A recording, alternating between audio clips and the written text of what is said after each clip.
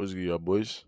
Today we're gonna be reacting to When Superman Loses His Mind Part 2, aka Superman's Disgusting Transformation. This is part one of part two. If you wanna check out part two, just look at my other vid type shit. And yeah, on that note, just get to the vid. Just been unleashed, the fallout of which has spread the Kryptonian cloud far across the atmosphere. The entire planet now chokes in its deadly green glow. One man, the hero Steel, looks into the explosion and shouts for the friend he knows was just impacted. "Superman!" he yells against the wind. "Hang on, I'm coming for you!" Looking down at the crater, Steel receives a call from the commanding officer behind the strike. "This is Lane!" the senator yells in Steel's ear. "You hit him with everything you have, you hear me?" Steel stares down at the body of Superman, tears forming in his eyes. "No need for that, Senator. You've already won." But Senator Lane still roars in fear and anger. "No, you moron! The kryptonite, it just weakened the part of Superman that was still Superman. And now, all that's left is doom." As Steel listens, he watches the corpse of Clark Kent stir once more. Rocky, rough, hewn skin sprouts from Clark's face and body as he roars and tears into the sky. Superman was no more. Doomsday had arrived. Inside his broken, diseased mind, Superman had two entities battling for control. Doomsday stared down at the frail body of Clark Kent, growling, "You're losing it. I get stronger as you get weaker. Kryptonite doesn't affect me at all. But you? I'm going to kill what's left of you first. And then I'll go back to killing everything else." "No, you won't," Clark spat back at the creature. "I'll get this under control." Doomsday's fist launched out at Clark, but he didn't even flinch. "You don't get it, Blue. I'm not some bad guy, something you can punch. I'm death. And if there's any truth to existence at all, it is this. Everything dies." Doomsday rumbled as he pulled Clark in close. Outside of Clark's head, his body was convulsing and roaring as Superman was completely overtaken by the Doomsday disease. Green clouds spread further and further across the globe as the kryptonite in the air dispersed across the atmosphere. Wonder Woman was at the end of her rope and went in search of an old friend for assistance. "You have to help him, Hesia," Diana told her fellow Amazon. "I've never seen anything like this," Hesia told the princess. "Everything that gets close to him dies." Diana wouldn't hear any doubts. "Hesia, you are the greatest healer Themyscira ever produced. Please, I'm begging you."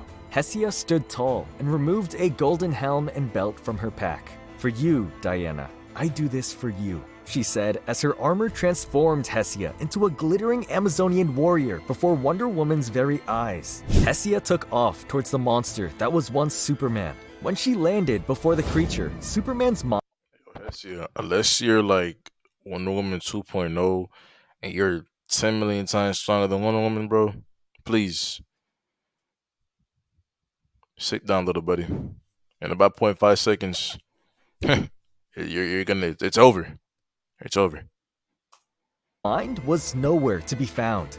Doomsday looked Hesia up and down, considering if she was a friend or foe. But rather than attempt to heal Clark, Hesia shouted, "Die!" and leapt at him with her axe raised above her head. Hesia brutally attacked Superman, clearly trying to sever his rocky head from his shoulders. Seeing this, Diana couldn't help but enter the fray herself. "You said you would heal him, Hesia," she shouted at her sister. "I must look after the world as well," Hesia admitted to Diana. "If I am to save this world, then he can no longer be in it." Diana begged Hesia to listen. She believed more than anything that Clark was still inside Doomsday, fighting to keep him at bay. "Do you think so? Then watch and tell me again," Hesia demanded as she jumped towards the monster once more. As she reached Doomsday, Hesia whispered in Clark's ear that it had been her that leaked the details of Superman and Wonder Woman's relationship to the public. "I thought you were good for each other," she whispered in his ear. "I was wrong." With that, Doomsday's arm came up, cracking Hesia. What did you think you were gonna do, bro? Shorty thought that she could put on level 100 plus armor, 100 defense, 300 attack, 300 health, arm, leg, shield, chest, belt, elixir, potion, spells, all that.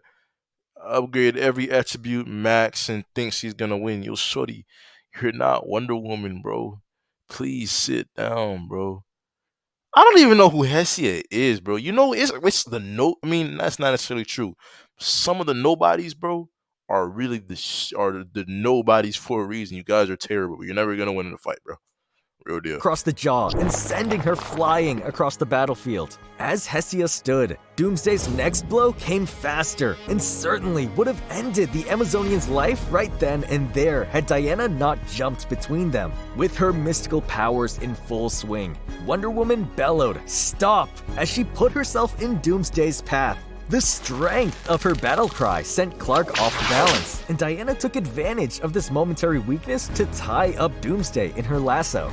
Wonder Woman took to the skies, flying as high as she could manage into the atmosphere. She hoisted Clark above the kryptonite gas clouds, allowing the sun's rays to reach his skin once more. Doomsday began to shrink, and Clark's consciousness once again won over control of his body. I'm back, Diana. Clark managed to say as they ascended into the void of space. "I knew you weren't lost to us," Diana said longingly. "I can't survive up here for long," she told Clark, who understood what he must do next. "Where will you go?" Wonder Woman asked him. "Somewhere I can't hurt anyone. Somewhere I can get this under control," Clark said, not looking her in the eyes. Both knew that this could very well be the last time they spoke. It would not be safe for Superman to return to Earth, perhaps ever again. "We've only gone dancing once," Diana said sadly. "I will come back to you," Clark promised her, praying his words were true. "I know, darling," Wonder Woman told him. "Go." Clark flew away, getting further and further from the kryptonite-choked Earth. As he flew, he started to feel better and better. That is, until a red energy beam streaked through the stars and struck Superman directly in the back. When he turned, 3 red lanterns, including Zox, Guy Gardner, and even Supergirl, looked back at Superman with anger flashing in their eyes. When Superman looked back at them, Doomsday was already starting to return to full control as the red lanterns descended on him. "Now!" Gardner shouted as the 3 red lanterns unleashed their ring's energy at Doomsday.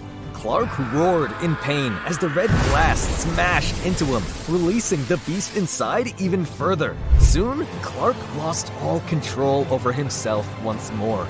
He raced towards his attackers, nearly killing Zox in one blow as he tried to rip all 3 to pieces. Superman tossed the red lanterns all the way down to Earth, where they smashed into the polar ice caps. "Can we stop him?" Kara asked as they regrouped. "We have to, Kara," Guy Gardner said. But before he could issue any orders, a golden lasso encircled the man and pulled him down. "Let him go!" Supergirl called to Wonder Woman, but Gardner knew resistance was futile. "Why did you attack Superman?" Diana asked. "We protect the Earth. It's our job," Guy told her, compelled to truth by her magic lasso. "Superman told me about you," Diana said. "The Lanterns who have mastered their rage. He's not a threat to the Earth. Not anymore. He's leaving." She looked out at the 3 of them.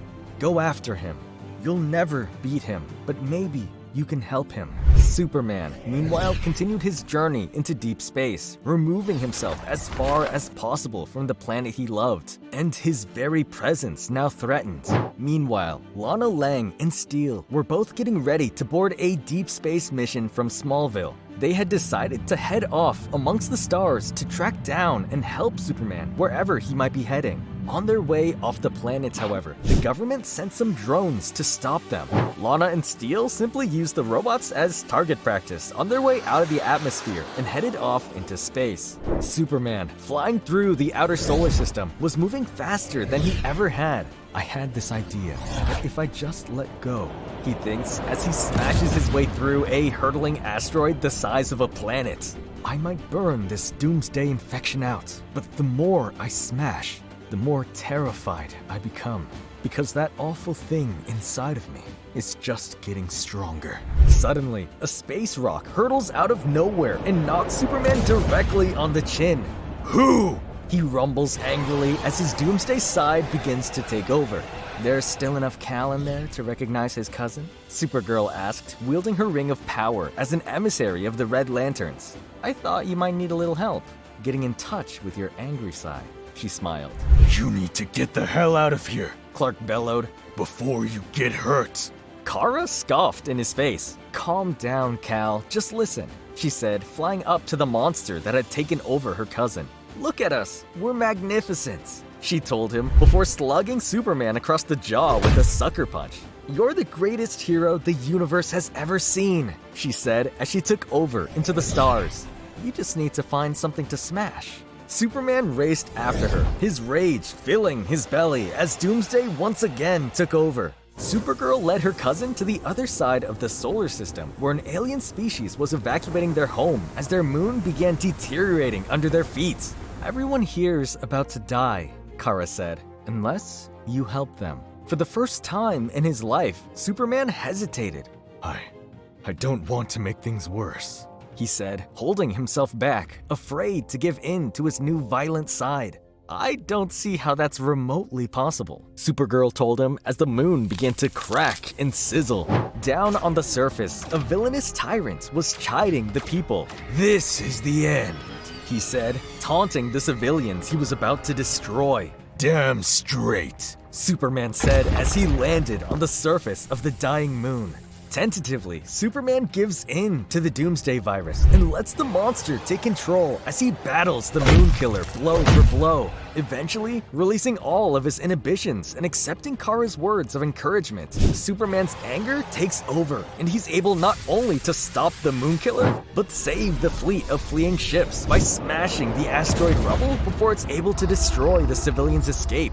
As Superman discovered the power behind his newfound rage, Lana Lang and Steel were tracking his every movement and rocketing into space at top speed. Before long, though, they got a transmission from Earth. The mysterious comatose that had struck the town of Smallville was spreading and had now reached all of Metropolis. Lana managed to get in contact with Lois Lane, warning her of the incoming danger. But little did she know that Lois's mind was actually being controlled by Brainiac, and that Lois knew who was behind the attacks better than anyone. As Lana worked the communicator, Steel stared out the windows into space. Without warning, something horrible came into view. A legion of battleships, complete with a cyborg Superman, went flying past Lana and Steel, heading directly towards Earth. Lana desperately grabbed the controls and tried to steer them away from the incoming legions. Despite her expert maneuvering, the two heroes were outnumbered and outgunned. It was only a matter of time before the ship was overrun and the two of them were sucked into space. But then, as a rocket barreled towards their ship, something dashed out of the vacuum of space and stood in front of the rocket. A giant Doomsday Superman had arrived, and he wouldn't let his friends die that easily. Superman floated peacefully within the battalion that surrounded him. He looked around and saw only robotic foes at every turn. Suddenly, he realized, I can let go. His Doomsday face grinned, and within moments, Superman had ripped through the entire war machine with extreme prejudice. Lana watched from the window. What is he, Steel? She asked, frightened by what she was seeing. I'm not sure I could tell you, Lana, Steel said as he watched on, but I think he may be what we need. Back on Earth, the planet was reeling after the entire city of Metropolis fell into a coma simultaneously. So complete was the chaos that barely anyone noticed. One little reporter, Lois Lane to be exact, marched into the sleeping city confidently. As she walked through the city streets, Brainiac's drones began teleporting in behind her. It is time, Lois recited as her eyes began to glow. Become now, she said, her mouth opening and erupting with purple light. A cocoon of metal began to coalesce around Lois, and when the shell broke, she was transformed into something completely different. She was a disciple of Brainiac now. Go, she told the legions of robots at her command. From behind her, a soft voice spoke up. Lois, Lois Lane?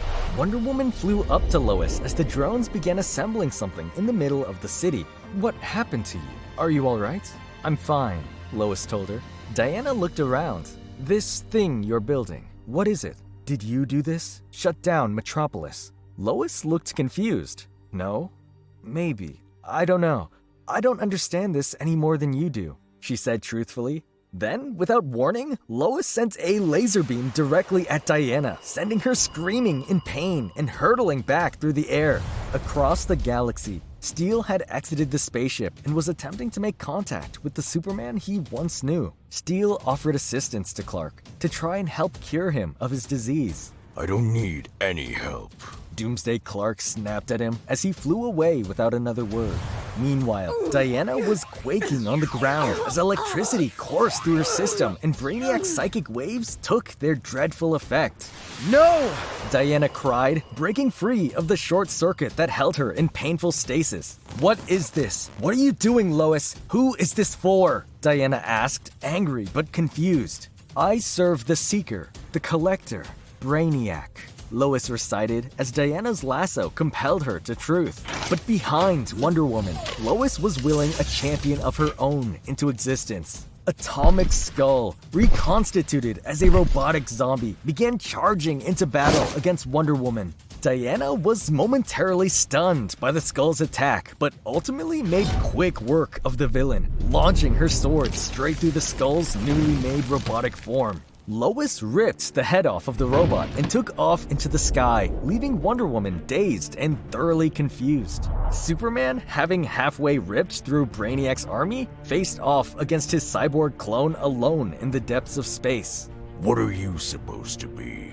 You're better. That is all you need to know. The cyborg shot back. You can't destroy every ship. The cyborg said knowingly, daring Superman to return to Earth. Both men knew that this would likely be a one-way trip for Clark, but nonetheless, Superman had no other option. Perhaps it is a blessing that our planet is gone, the cyborg told Clark, his laser vision bouncing harmlessly off of Doomsday's rough skin. Superman reached out and ripped the metal doppelganger's arm clean off. He held the arm in his gargantuan hand for a moment before making the cyborg Superman watch him crush the appendage between his fingers. The robot smiled. I kept you here long enough for my fleet to reach Earth, he seethed. You're too late. Clark couldn't even hear his last words as he was already barreling towards Earth. At the Watchtower, an emergency meeting of the Justice League was called. That's a lot of ships, Flash said worryingly as they watched on their radar an entire battalion approach the Earth. Suddenly, Cyborg, the heroic one, kneeled over from an attack virus. Batman, Diana radioed. We've gone dark up here, and Cyborg's down. Get us a status report when you can. Instead of Bruce radioing back, Steel and Lana Lang came into range of communications. Steel explained that the incoming fleet was indeed hostile and led by some sort of robot Superman. Lana explained that she believed Brainiac was hoping to depower the entire planet at once by releasing a network of attacks all across the globe, making his conquest of the planet simple and easy. Miles out into space, too small for their radars to detect, Clark watched his friends scramble to mount their defenses on the Watchtower. He listened as their communications whizzed back and forth from the planet to the satellites. His eyes narrowed as the two beings inside his head fought for control. I have to go down there. That's my home, Clark pleaded with the monster. Go for it, Doomsday sneered. I know what you're thinking. The kryptonite's still in the air. I won't be able to hold you back. You'll take over, Clark said defiantly. Doomsday only smiled wider. Nah, I just think you're right. That's your home. It needs you. He rumbled with satisfaction behind his voice. Both halves of Superman knew that Clark would lose control when he reached the surface, but Clark saw no alternative save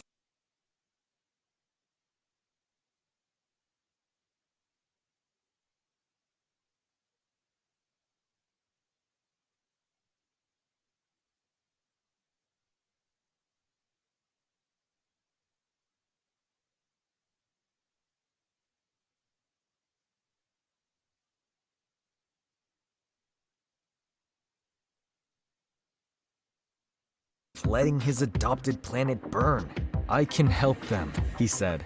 Jonathan Kent would be proud of you, Doomsday told him. As soon as Superman descended towards the planet, the kryptonite was already starting to take effect. Doomsday stood over the kneeling Clark. I think you made the right decision, Clark, he said, preparing to take over the body once and for all. I really did. On the ground, the world's heroes were desperately trying to keep Brainiac's forces from overwhelming the planet. Superman touched down amidst the worst of the fighting, instantly saving the lives of both Green Lantern and Hawkman. Batman and Diana heard that Superman had returned and knew instantly that their priority was to find a way to suck the kryptonite from the atmosphere and make Clark's life a lot easier. Luckily, Batman was already positioned perfectly at the Fortress of Solitude to enact the plan. Lana and Steel, still traveling towards home, watched as the cyborg Superman scurried away from the fighting to tend to some kind of giant portal hidden behind the moon. Steel armored up, sensing that a fight was incoming and knowing that no one else was coming to save them if they failed to take down the gate. Superman, meanwhile, was fighting a war on two fronts. Not only was his body trying desperately to make the difference in the battle against Brainiac's forces, but his mind was losing the fight against Doomsday for control. Clark knew that in his Doomsday form, all life simply burst into flame around him, so he begged Doomsday to stay away from populated areas. It's what I do. I kill things. Doomsday taunted him as he struggled. Finally, Wonder Woman arrived to slow the Doomsday Superman before he could do any real damage to the population. You have to slow him down. Buy me time. Batman yelled over her communicator as he tried to extract the kryptonite from the upper atmosphere. Diana activated her full mythical powers and jumped into battle against Superman. She wasn't sure if this was a fight she could win, but she'd be damned if she didn't at least try to save Clark. As the battle for Earth progressed, Steel confronted the cyborg Superman. "Hey," he said, "that's a gate. You want to bring something through. I'm going to break it." The cyborg simply stared at him. The two Supermen traded laser vision blasts almost simultaneously, though Steel took the full brunt of the blast. Before he could react, the cyborg slammed into Steel again, sending him plummeting into space. Before the cyborg could finish the job, Lana managed to fire a laser directly at the doppelganger, knocking him off balance. The cyborg followed up, ripping a hole in Lana's ship with his laser sight. "No!" Steel yelled, racing to save Lana's life as the air was quickly sucked from inside the ship. "Clark!" Diana screamed as she struggled to keep Doomsday's attacks at bay. "I know you're still in there. You have to stop!" Inside his mind,